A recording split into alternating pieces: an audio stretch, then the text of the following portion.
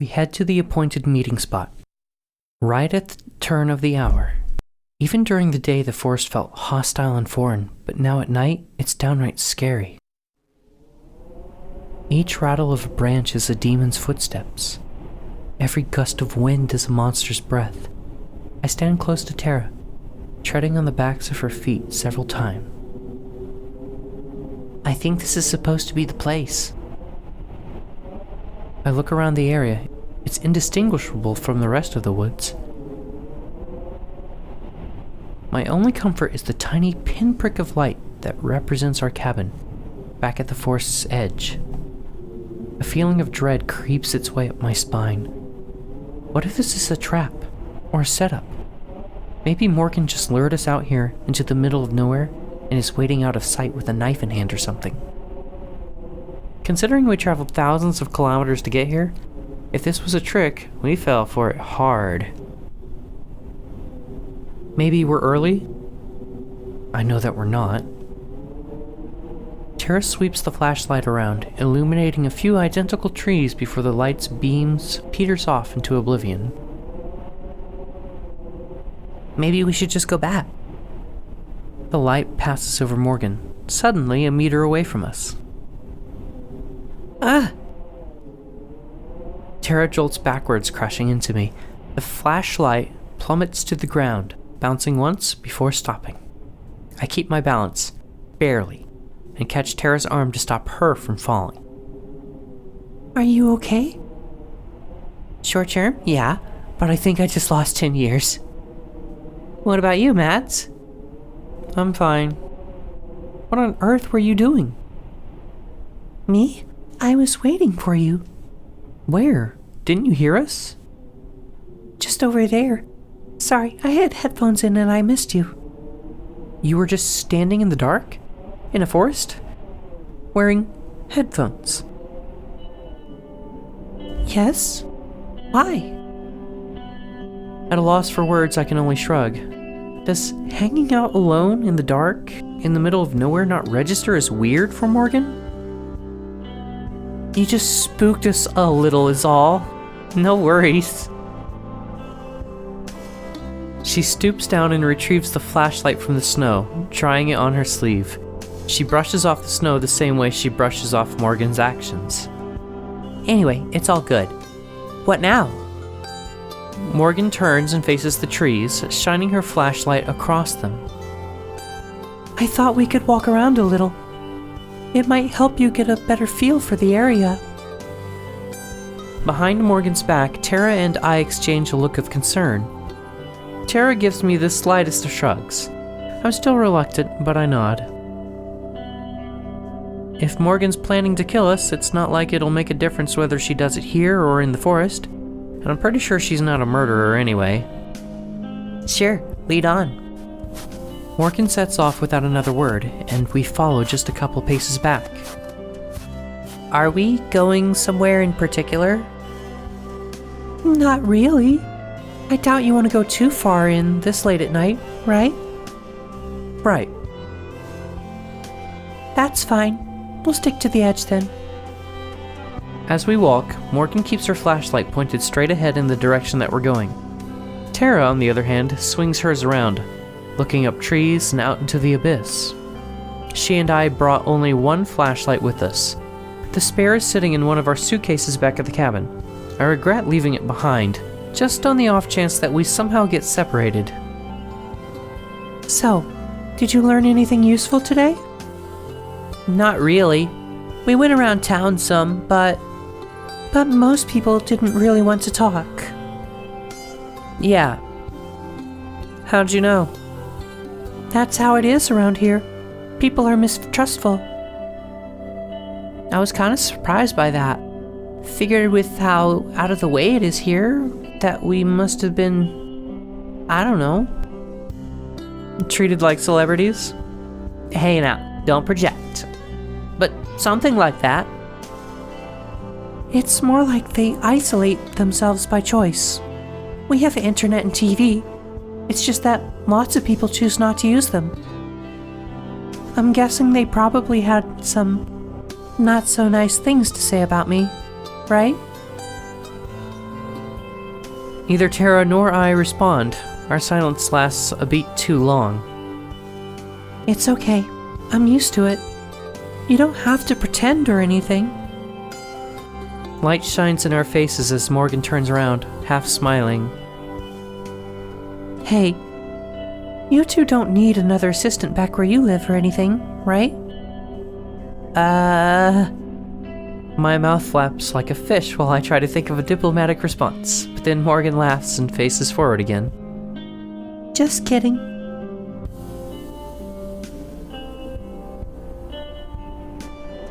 We trek on in awkward silence.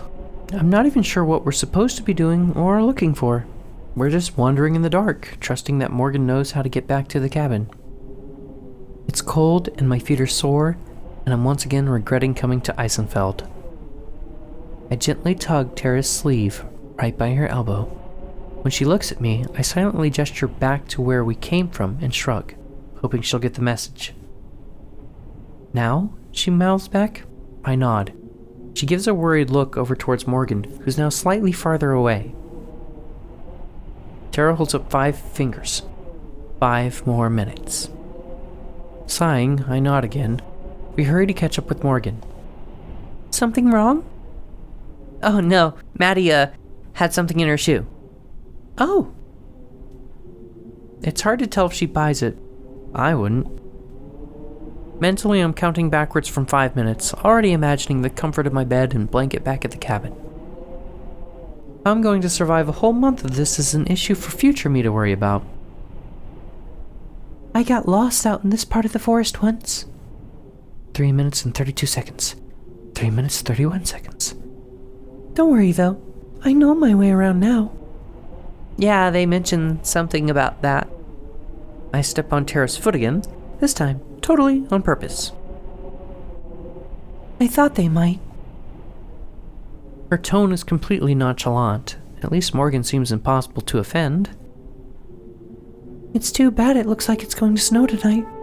I probably shouldn't stay out too late. Thank God. Yeah, that's too bad. I'm sorry this was so disappointing. I'd hoped that there would be more to see. What exactly were you expecting? It's the middle of the night. Come on, Mads, it's about the atmosphere. It's way spookier out here when it's dark. I know. That's half the problem. We can turn back now, if you'd like. Before I can agree, Tara shakes her head. Nah, let's give it a couple more minutes. You came out all this way for us, after all. I glare at Tara, but I think she misses it. I've lost track of my countdown, too.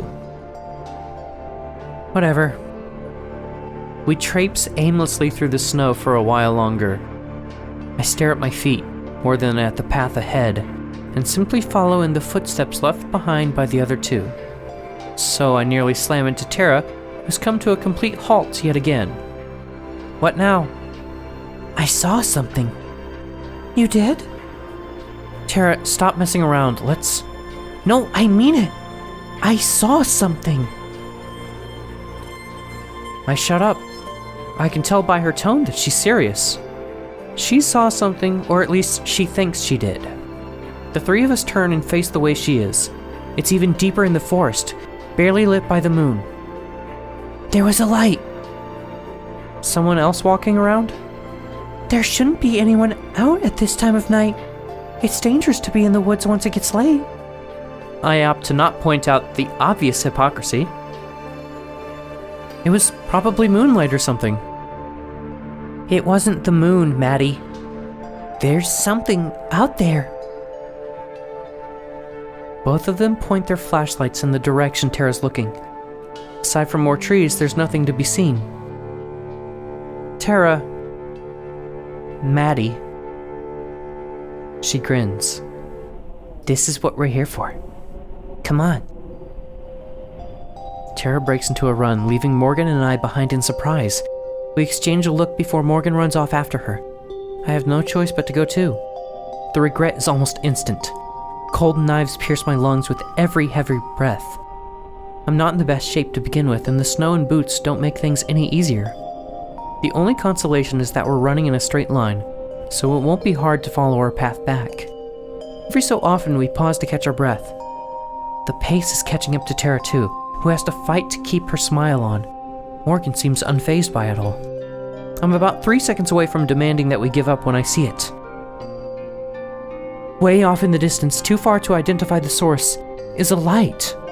It sparkles and glimmers, like a star that fell to earth. I fall silent, the words stolen from my mouth.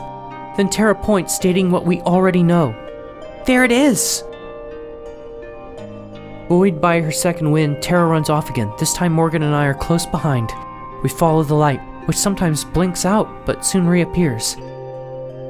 I'm too focused on not slipping and falling to give much thought as to the source. There's no telling how long or how far we've been going.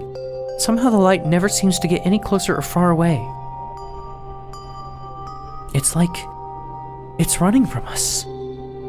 Hey, wait up!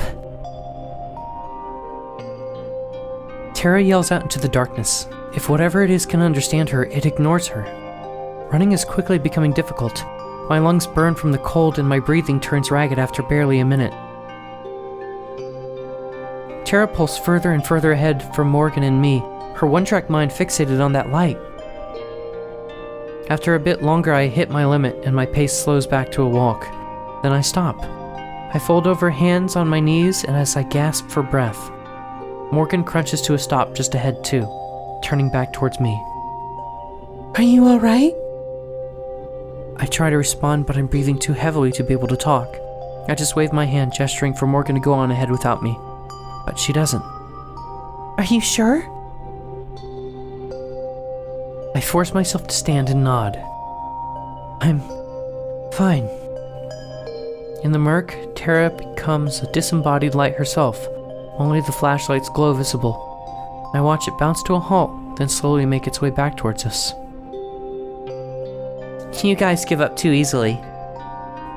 How are you not dead? I haven't seen you run in years. That's 'cause you never hit the gym with me. I don't know if she's joking or not. I'm too worn out to care. So what was that thing? Do you think it was your forest spirit? Morgan's eyes widen. You believe me?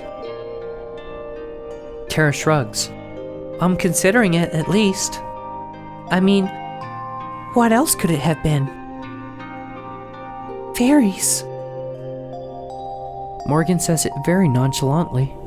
I side-eye Tara, who's very interested in her boots. The forest spirit doesn't really make a light like that. At least, not that I'm aware of.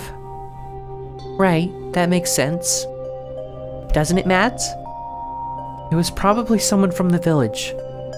But as I say it, I know how unlikely that is. The way the light seemed to always maintain a precise distance was unnatural. I can feel the seeds of doubt being sown in my heart. But it was definitely strange. Tara looks at me with more pride than a rainbow flag. Hey, holy shit, that's practically canon in Maddie terms. I roll my eyes, but it's partially just for show. I'm curious at the very least. I wouldn't call myself a believer as much as Tara wishes. But that's two strange things so far, which is two more than I expected when I boarded the train out here. It was strange. That's as much as I'll get.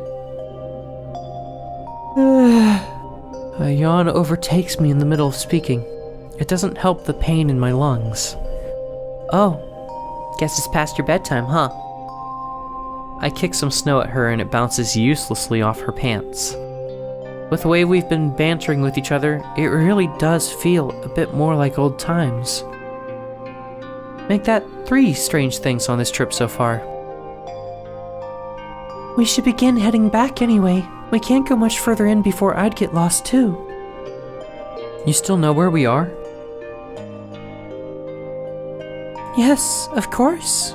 We'd be in trouble if not. She has a point. I got so caught up chasing that light, I lost track of what direction we'd come from. I'll show you around more tomorrow. There's something you might like to see. Yeah? What is it? A surprise. We'll go tomorrow before it gets dark. It's a bit of a walk. Does it have to do with whatever that light was? I have no idea. It's possible. Story of my life. Okay, well, we'll call it quits for tonight and back up tomorrow? Yeah, I guess. That's fine by me. Great. She hops forward, then pauses. Guess you ought to lead the way. Morgan smiles as she does just that.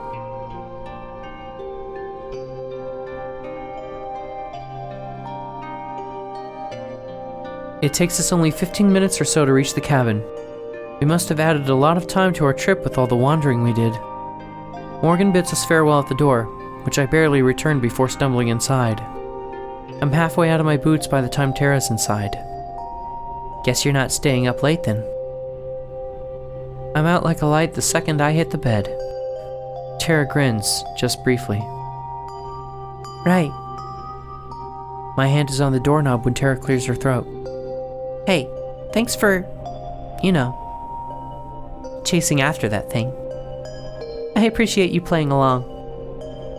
My hand lingers on the door, poised to turn. Yeah, of course. Let's see what we find tomorrow. Right, yeah, right. Good night. Night. I quickly step in and then shut my bedroom door before Tara can say anything else. As I switch off the lights and crawl into bed, I remember the end of the train ride here. I felt the same just now, standing there, not knowing what to say. It would be so easy. I banish those thoughts from my mind and wrench my eyes shut. There'll be time to worry about it tomorrow. I have time to think. We have a month. As I slowly drift off to sleep, the exhaustion that I feel winning out over the stress, the last thoughts I have are of dancing lights in the snow.